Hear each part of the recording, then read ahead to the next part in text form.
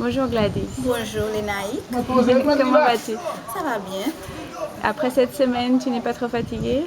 Ah, un peu fatiguée, mais je suis satisfaite, très satisfaite de la formation.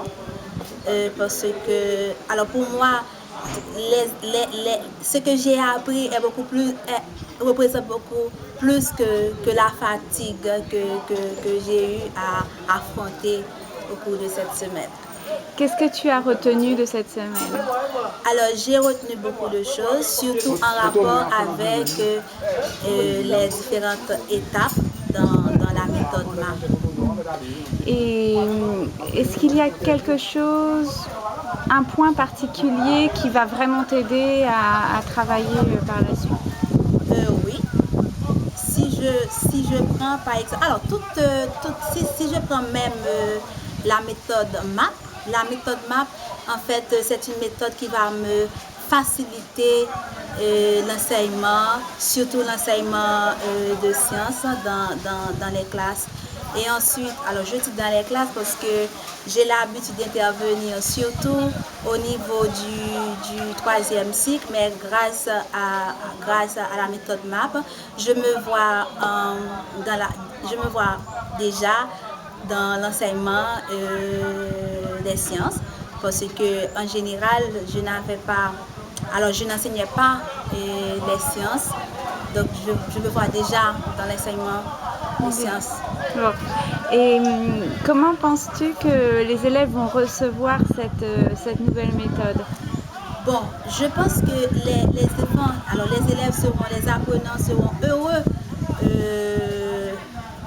de participer activement dans leur formation grâce à l'application de la méthode MAP. Surtout, ils vont apprendre à travailler en groupe, à exprimer leurs pensées, à